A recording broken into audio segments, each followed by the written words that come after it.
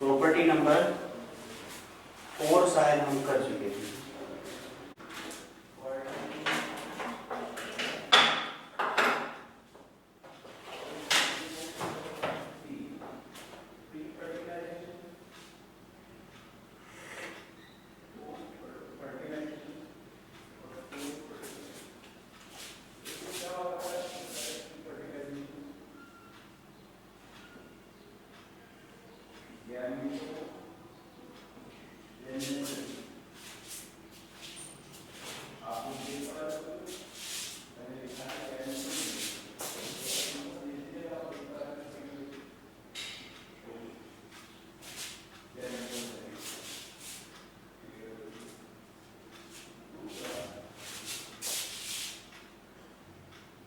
देखो बेटा, हमें इसका रिजल्ट निकालना है, क्या आएगा। ठीक है, देखो ध्यान से कैसे निकालेंगे।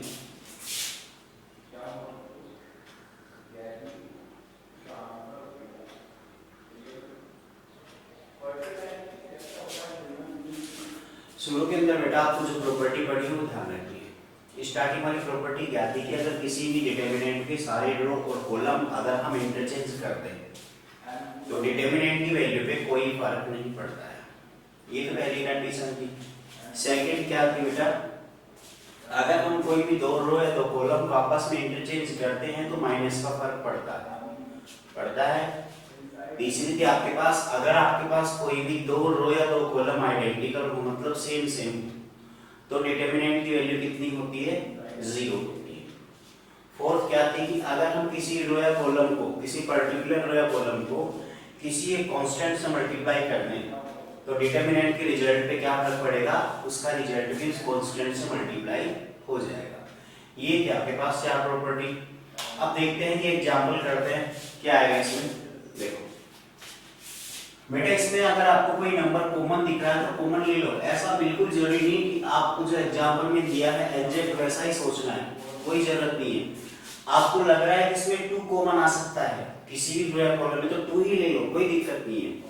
जैसे मान लो कि मैं इसमें फर्स्ट वाली रो से 2 कॉमन लेता हूं, तो जो फर्स्ट वाली रो में क्या बचेंगे, 51, फिर बचेगा 9, फिर बचेगा 18, फिर 1 3 4 17 3 6।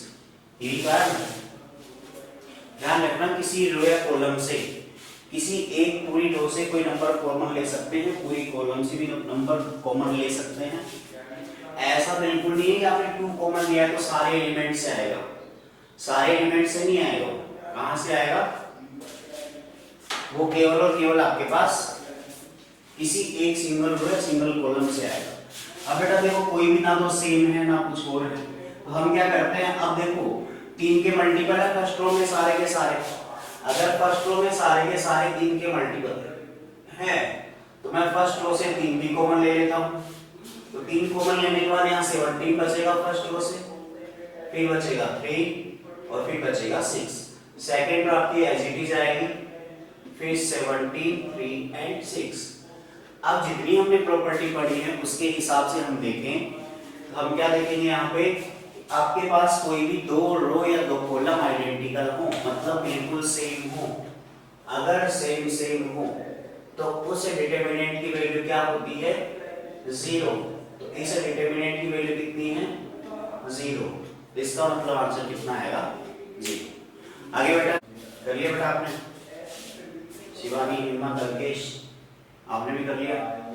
अंकेश बेटा नोट कर लिया, ठीक है। देखो सीताराम आ गए,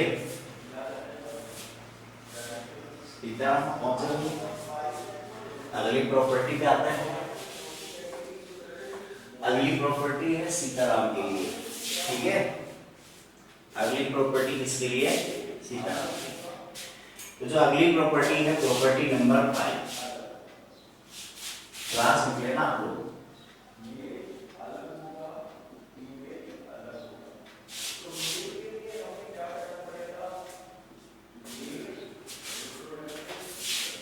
देखो प्रॉपर्टी नंबर 5 क्या है कि अगर किसी मैट्रिक्स के अंदर, सॉरी डिटरमिनेंट के अंदर, किसी भी डिटरमिनेंट में अगर कोई रो या कॉलम ब्रेक होके लिखा हुआ है या ब्रेक करके उसको लिख सकते हैं, तो कोई सिंगल रो या कॉलम ढूंढ के अलग अलग लिखा जा सकता है। कैसे?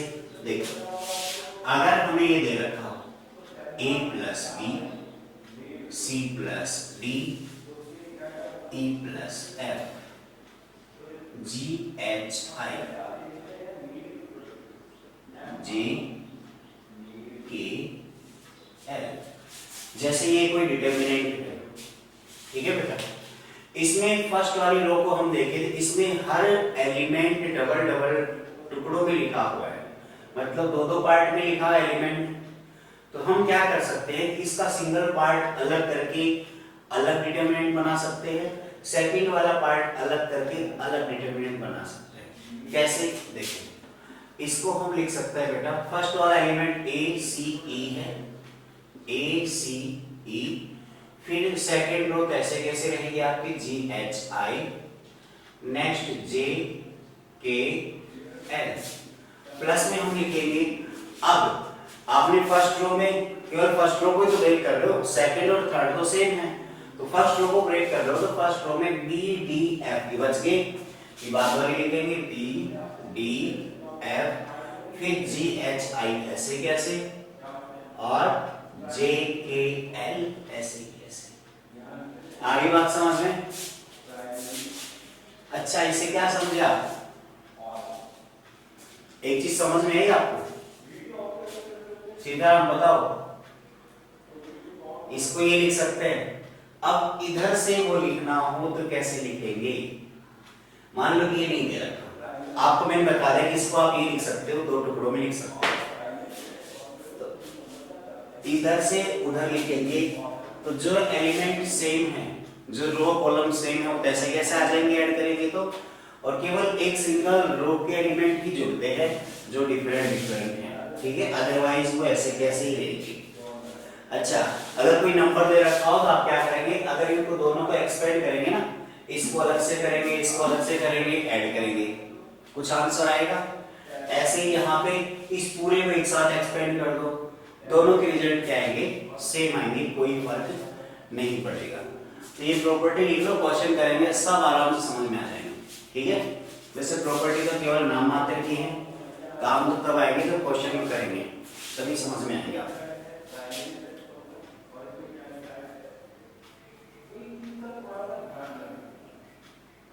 हिम्मत सिंह बेटा समझ में आ रहा है?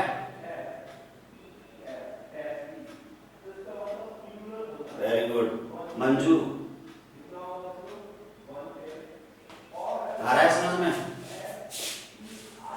आ रहा है? हाँ, आप बटन दबाते हो, हम सब का गर्दन हिला दोगे तो भी पता चल जाएगा।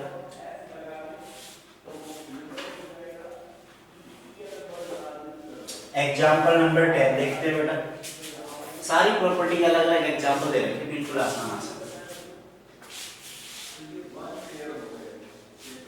एग्जाम्पल नंबर 10 क्या है देखो, एग्जाम्पल 10 है आपके पास ए बी सी,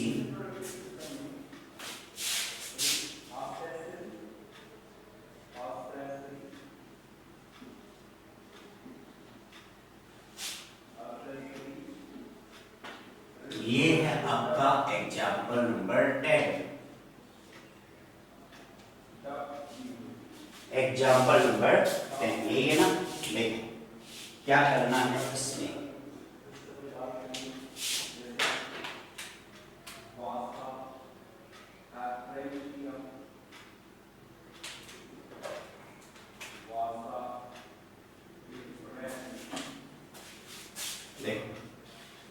क्या करना है एग्जाम्पल 10 में।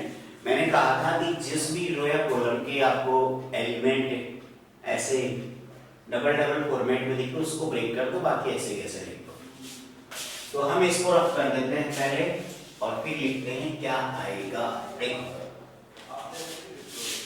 देखो बेटा, अब इसमें जो फर्स्ट रो है और थर्ड रो है वो तो सिंगल सिंगल एलिमेंट है, उनको तो ब्रेक करने की जरूरत ही नहीं है, लेकिन जो सेकेंड रो है वो ब्रेक होगी तो उसके एक बार का एलिमेंट लिख देंगे हम ए बी सी और X Y Z as it is.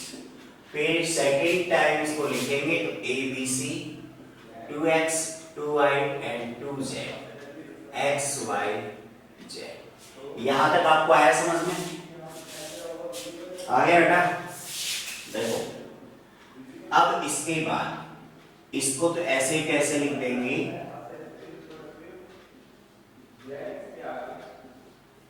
और सेकंड वाले में सेकंड रो से पूरी रो में 2 आ रहा है सबके साथ, तो हम उस 2 को कॉमन ले सकते हैं।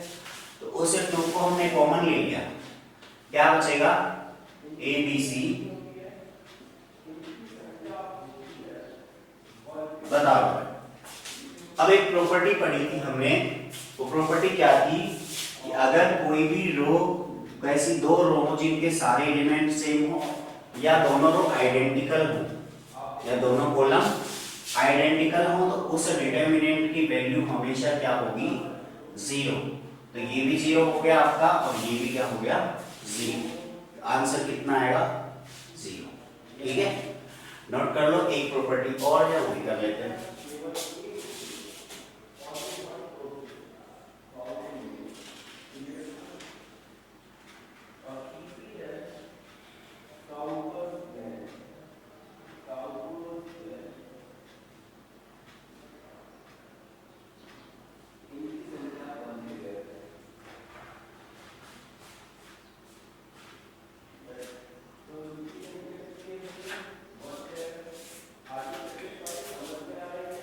कर लिया हो तो बताओ। अंकित, हिम्मत सिंह, सीताराम, निशिता, नेहा, मंजू, शिवानी, पूजा।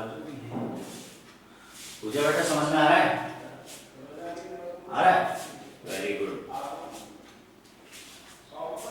नेहा, सोनिया आपकी भी आ रहा है? थोड़ा थोड़ा है, पूरा ही आ रहा है? पूरा ही आ रहा है, शाबाश।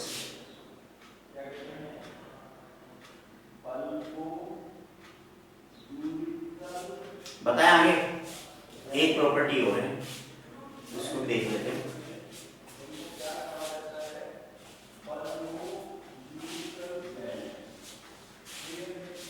नेक्स्ट प्रॉपर्टी है वो देख लो। वैसे वो प्रॉपर्टी हम कर चुके हैं एक बार, और उसके बाद जो क्वेश्चन आएंगे ना एग्जाम्पल, उनको करने में मजा आएगा आपको। सारे क्वेश्चन अच्छे हैं। देखो नेक्स्ट प्रॉपर्टी क्या है आपकी, अगर आपको कोई भी डिटरमिनेंट दे रखा है,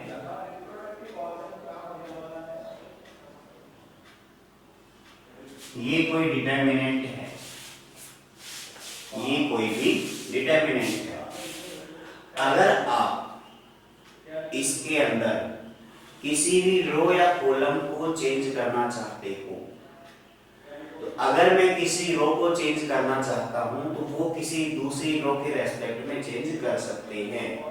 ऐसा किया था हमने मैट्रिक्स में।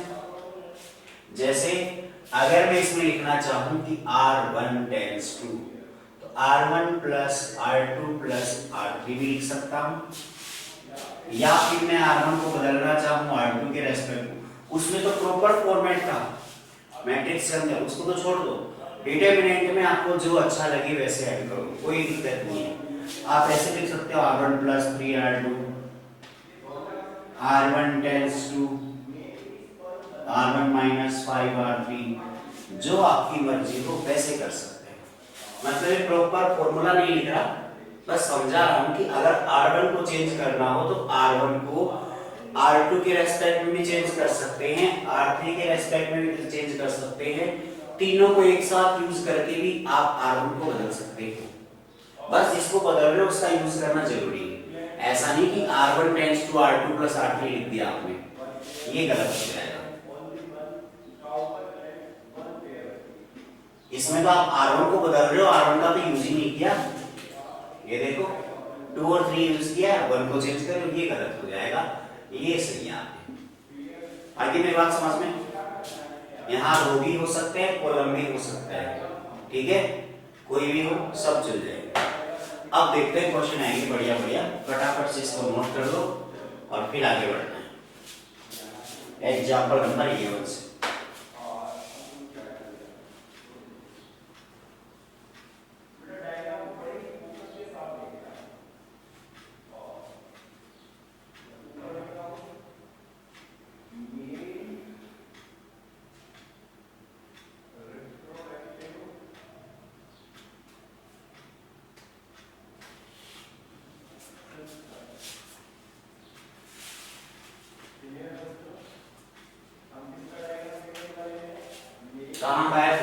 बच्चे,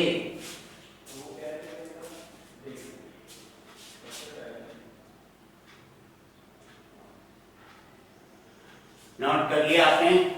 ठीक है, देखो आगे।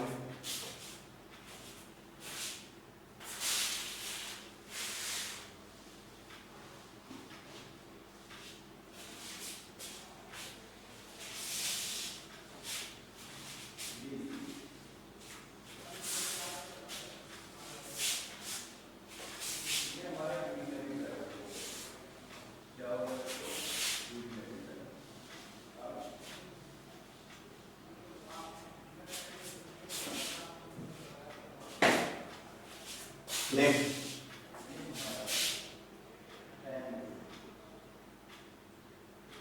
इसमें क्या है, एग्जाम्पल नंबर 1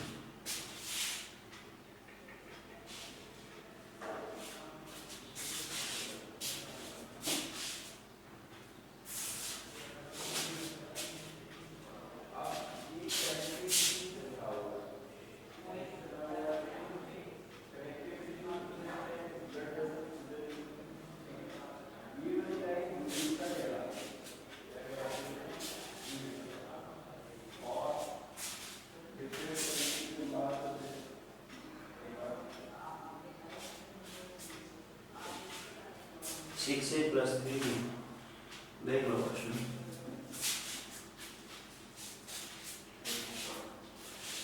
4 3 2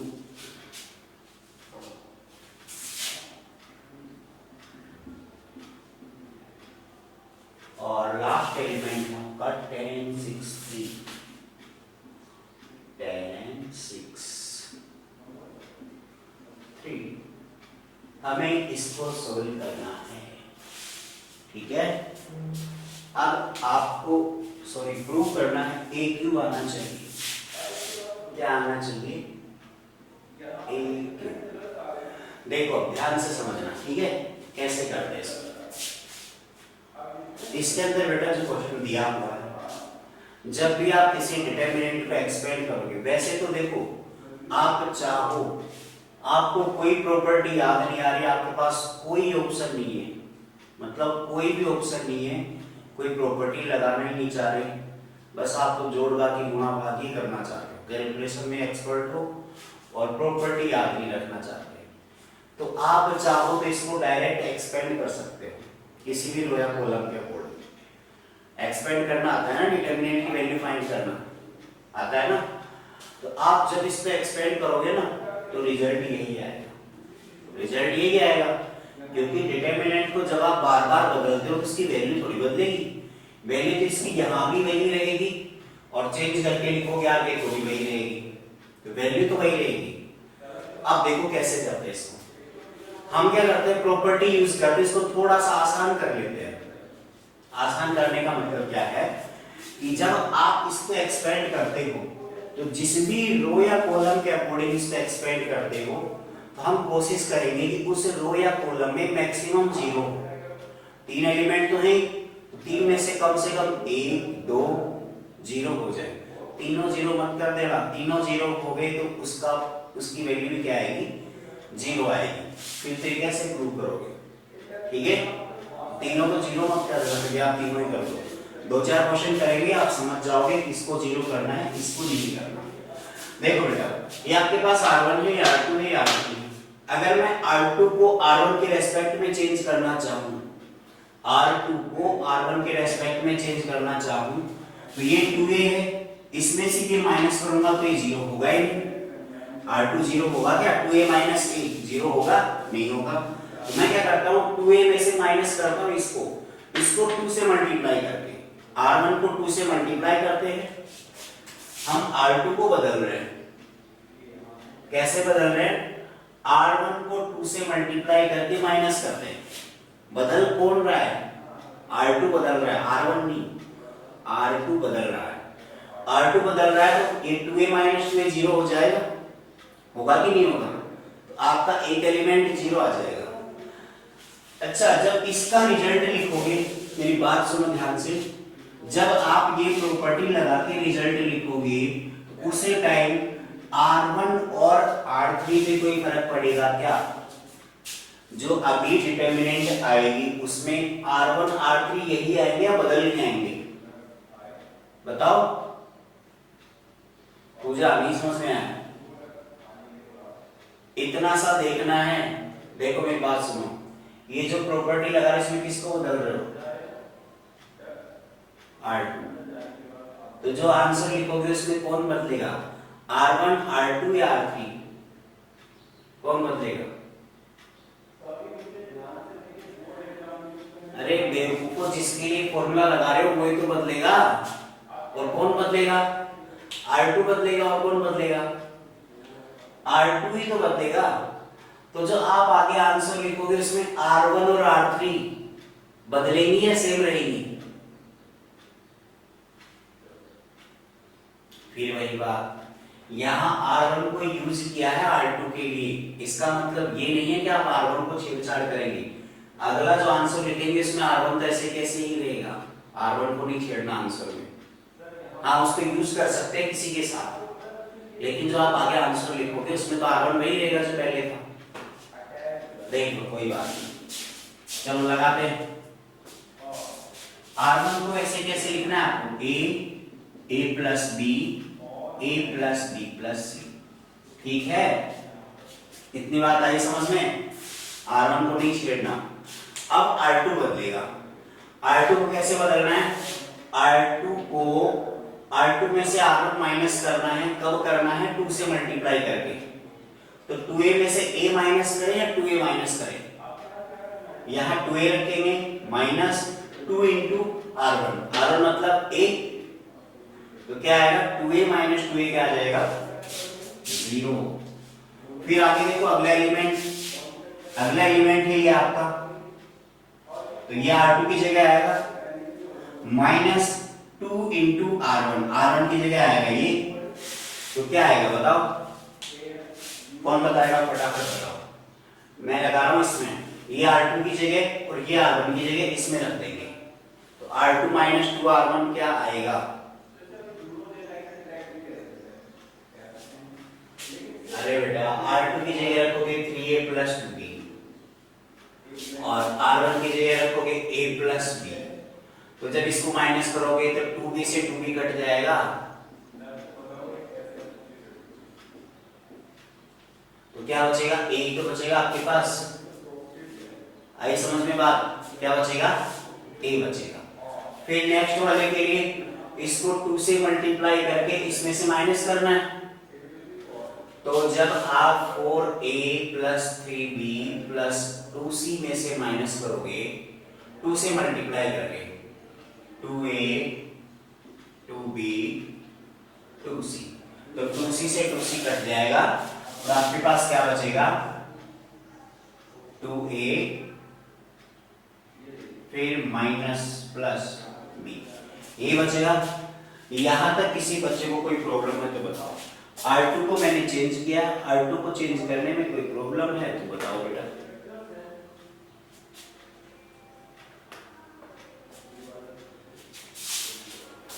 R3 आपका वही रहेगा जो पहले था।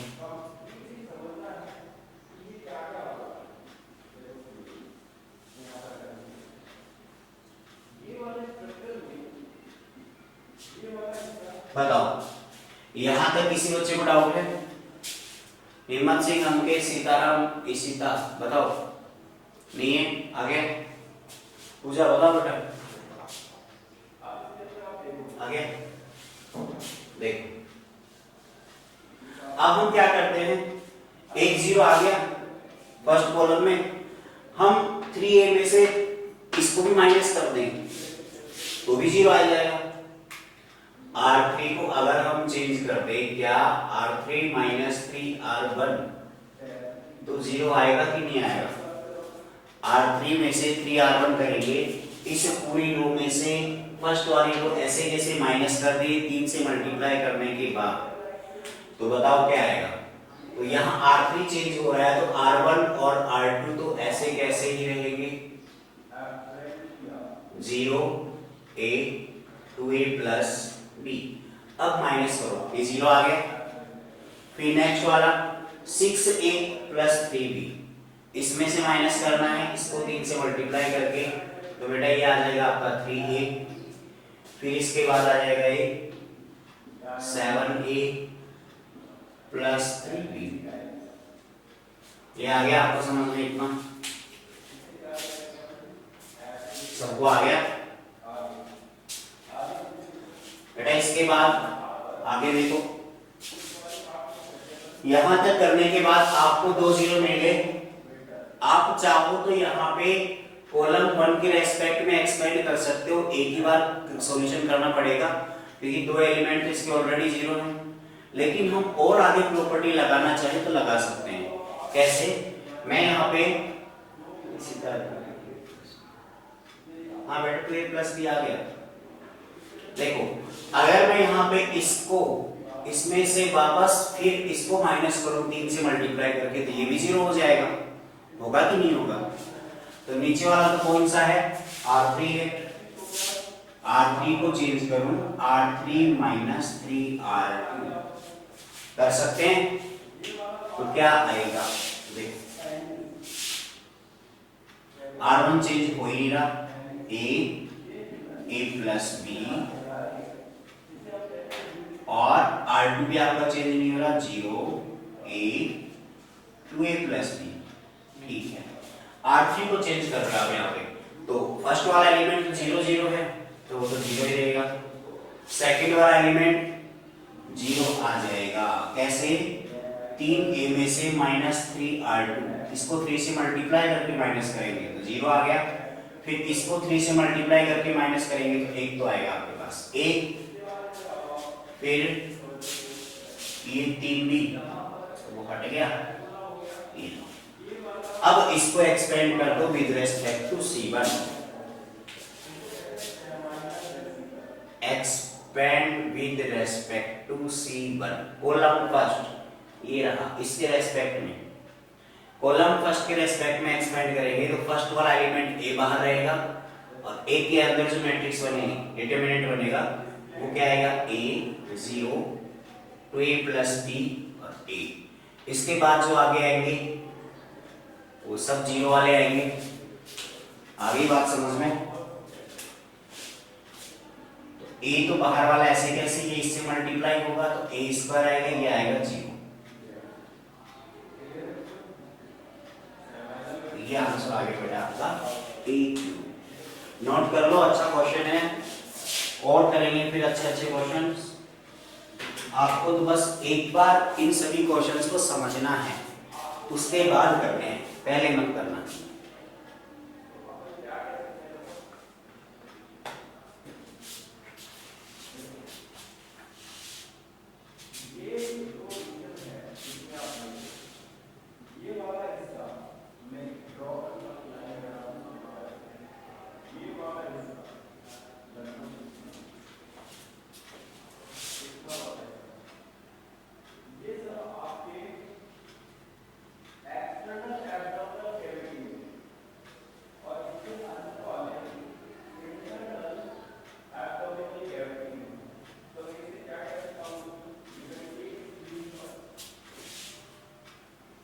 नोट किया? कर लिया? शाबाश।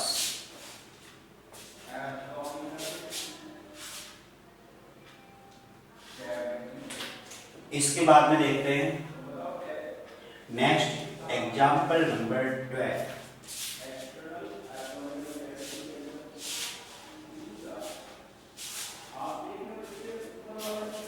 अब देखते हैं बेटा example number 12, x plus Y Y plus Z.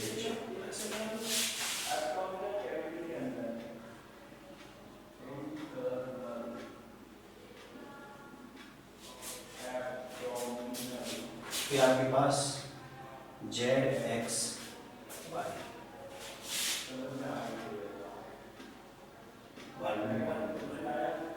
यही है। देखो ध्यान से फटाफट, 1 मिनट का क्वेश्चन है।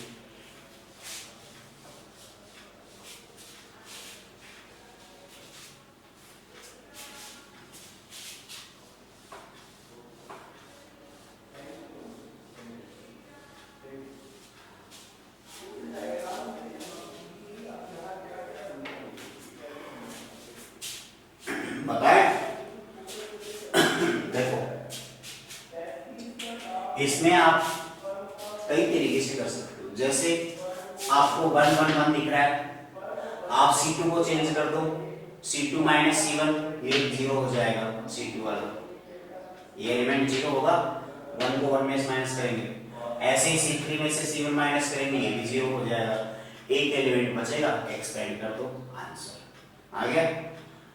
और भी तरीके लगा सकते हैं, कैसे मैं अगर लिखना चाहूं यहाँ पे ये आपके R1 है और ये आपकी R2 है, तो मैं अगर यहाँ पे R1 प्लस R2 लिखना चाहूं, R1 tense to R1 plus R2, तो मेरे पास क्या आएगा, R1 आ जाएगा x plus y plus z,